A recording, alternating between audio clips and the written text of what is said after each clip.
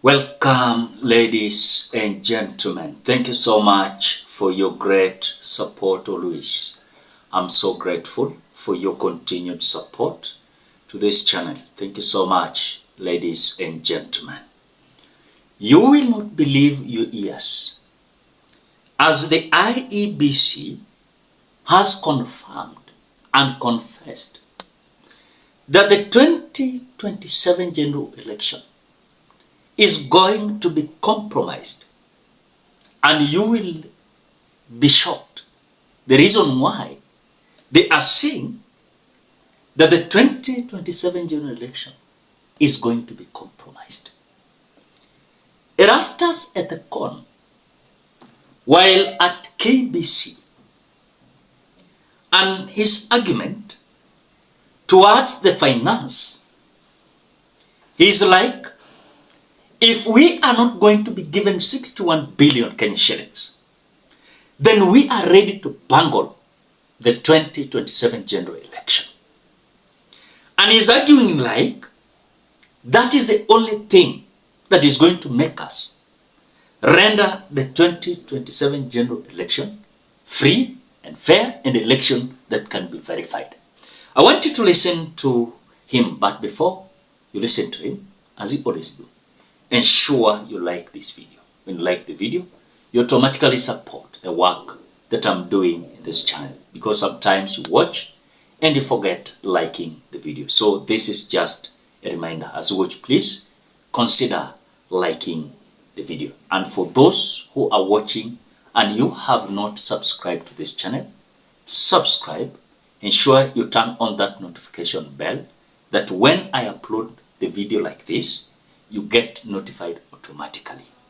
And for those who are watching the video also, ensure you give your opinion at the comment section below and you share the video. Thank you so much, ladies and gentlemen. Bila shaka kupunguza kwa zile resources ambazo tunahitaji itakuwa na implications kubwa sana kwenye uchaguzi ujao. Ukiona katika breakdown hiyo bajeti, bajeti nyingi sana huenda kwa mambo ya personnel, wale officers ambao tunawaajiri ili wasimamie hiyo shughuli, kuanzia kwenye ward, manake wale presiding officers, deputy presiding officers na clerks kwa kila polling station hadi the national tallying center. Kwa hivyo kama the previous election 2022 tumekuwa na zaidi ya staff 1500. Kwa hivyo unapata 53% takriban inaenda shughuli ya personnel. Kwa hivyo sasa ukipunguza hiyo budget, it will affect the level of deployment. Pia kuna shughuli za teknolojia. Kura zetu they are largely technology driven. Kwa hivyo kuna zile pesa ambazo tunahitaji kununua kit. Kwa mfano sasa hiyo inaitwa Kenya Integrated Election Management System, KIEMS. Zile kits tulinunua 2013, 2017 zimekuwa kama kusema, tunaweza sema zimekuwa, zingine zimekuwa obsolete, na pia zingine sasa ile technology ambayo emerging technology tunahitaji, kwa hivyo kununua kits mpya. Pia kuna shughuli za voter education, kuelimisha wa Kenya kuhusu their rights, political rights, their rights to participate in elections and all that. So our elections vile zimepangwa, kuna cost implications. Na pia ndugu yangu, kumbuka kwamba sisi kama tume ya IEBC tuna shughuli za kura za 6 elections in one day. Kwa hivyo wakati tunapozungumzia mambo ya costs, lazima we have to bear in mind that we are running 6 elections at one go, and therefore the costs are bound to be there. So kwa hivyo sisi kama tumepiga hesabu hiyo, tukapendekeza kwenye bunge watupe hiyo bilioni 61. Lakini kumekuwa wamepunguza. Lakini pia hata hivyo bado tunajadiliana na bunge na pia National Treasury kuhusu mambo ya budget. Kwa sisi tungependa tu tupewe resources za kutosha ndio tufanye a very very good election for Kenyans. After watching Erastus Ethekon, who is the new chair of IEBC, saying that they are still bargaining how much they should be given before the parliament, because their proposals rely on the basis of 61 billion Kenyan shillings. Something that I'm shocked. The Kenyan election is so expensive. So expensive. In fact, when Erastus Ethekon said that they are having workers, 500,000, 500,000 workers who are going to ensure that the election is free and fair. Then I'm asking myself, then all along, we have been having these 500,000 workers with machines, yet our country, after every decades of elections, we must fight each other, we must demonstrate. Some individuals must be killed. What is the purpose of having 500,000 people working under IEBC, being paid? And again, he's complaining that much of the resources is going to the salaries. Going to salaries. And also going to gadgets. He's being asked, what about the data? Labda mmejiandaa vipi kuhakikisha kwamba usalama wa data na uaminifu wa mashine hizo unakuwepo? Nafikiri kwa sasa hivi siwezi sema bilioni 7 kwa teknolojia, but ni bado tunafanya hiyo discussion in terms of the kind of technology we want to procure going forward. But kitu muhimu ni kuhakikisha Wakenya ya kwamba hiyo system ya KIMS iko na security features, manake inaweza kusajili wapiga kura. Wakati wa kupiga kura hiyo system pia inafanya ku-identify, ku-authenticate ya kwamba indeed ni mpiga kura ambaye ni authentic, ni original. Tatu, pia inaweza transmit the election result sana ya presidential. Kwa hivyo ni complete package, na in between kuna security features ambayo imewekwa to make it tamper proof and for us to protect the data. Kama unavyoona wakati tulianzisha mpango wa usajili mwezi wa 9, tulikuwa tumeanza kuchukua pia iris kama another extra biometric feature.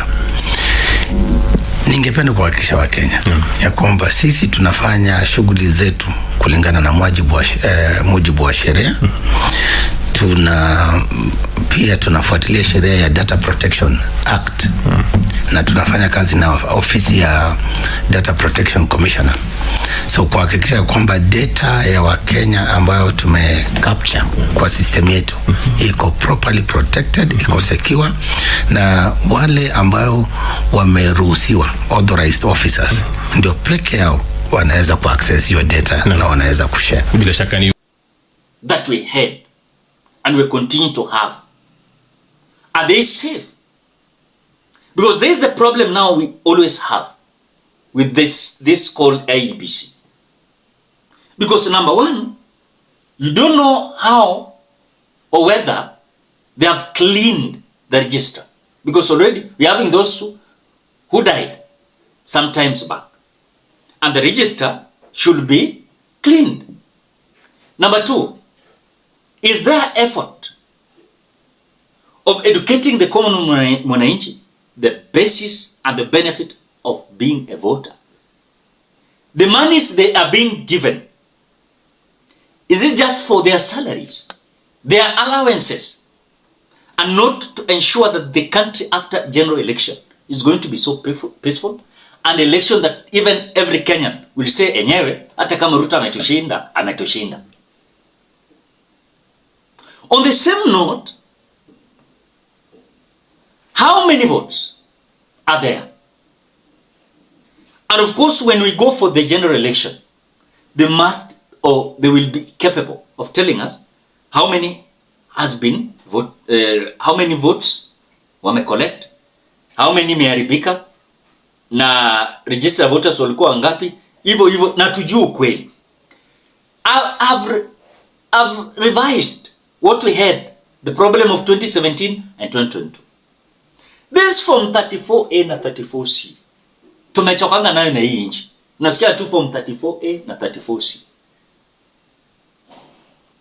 And already if they are complaining that the resources is the problem, then William Ruto is ready to render them without resources.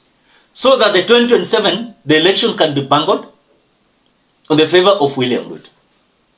I can tell you that. Blue and black. I can tell you that. And I'm worried the current chair we are having, the way he's speaking, there is something he knows. There is something he understands. There's something they're having behind the scene. Because if this election can be expensive, still the election is going to be bungled. Because already some individuals even declare. I think mnakumbuka ile statement ya Sudi. Na mnakumbuka statement ya Cherargei. They will ensure wameongeza. Na kuongeza lazima wangehakikisha wameweka watu yao pale. Na wameweka watu yao pale. Ili chochote kinaenda kufanywa pale, it will be with their notice and with their directions. This must be done like this. This must be done like this.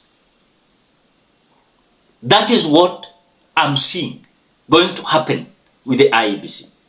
Number two, IEBC has not confirmed and reaffirmed that they want these 61 billion Kenya shillings, and then one, they must ensure these gadgets are working. Let them not bring us old gadgets ya 2013. Ifanye 2027. Imehandle 2013 election, 2017, 2022. Na hizo gadgets zilikuwa zina fail 2017 na 2022. Again, you want these gadgets, it failed 2027. They must come out and tell us how they're going to bring the new technology that will ensure election is free and fair, and the common mwananchi will not have any reason to storm the streets. Because it is not my happiness. Every election, we must go to the road saying, "Otumeibiwa." Until when? This will take the intervention of the IEBC to relay several mechanisms and say, this is what we have done, and we are going to ensure after election, everyone is going back to work. No demonstration imeibiwa, no demonstration sijui nini. That is it. But with the IEBC we are having now, I cannot assure you we are going to have a free and fair election. But again, the fear, washauziwa uoga na wananchi. Wameambiwa, mukijaribu. That is the warning they are being given. Afadhali muame nchi. It will be so lethal. It is not a threat, but they are being told, you must be fair, because the monies that is being used to pay you salaries, these are our monies. It's not for William Ruto. Hata yeye tunamlipa mshahara. So lazima uhakikishe umefanya kazi kulingana na mapenzi ya wananchi ya Wakenya. Si ya mtu fulani binafsi kwa boardrooms na bedrooms. Everything must be clear and must be stipulated in a way that we clearly understand the election has been done like this, and the result is this, and the clarity is this. We go back to the work. The president is being sworn in. And I believe if election is going to be free and fair, watu hapa walisema wanaenda kuongeza kura, kitaumana. Kwa sababu hata last election you can see how they behaved. So maombi yetu yote ni kwamba Erastus Ethekon, the new chairperson of IEBC, must come into terms with what Kenyans are telling them. Let him complain the money is not there. By the way, William Ruto can ensure the monies are not going to be disbursed. Rather, they can decide to give them even 30 billion. Start with this 30 billion. Then later, they will not release the remaining one. They will say, there's no money. They will say, there's no money.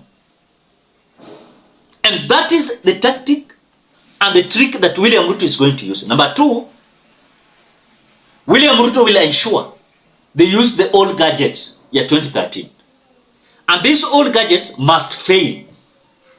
And that will be the high tech of this IEBC to be stranded, while William Ruto with his team, they will be doing what they will do. It is a promise that Sudi and Cherargei has always said. Then what do you expect? Simply exactly what they are saying. Exactly. So let not anyone lie to you and fool you. Ladies and gentlemen, what do you think? Drop your opinion in the comment section below. Otherwise, thank you so much because of your great support. Please consider subscribing, liking, commenting, and sharing this video. Till you meet in another video.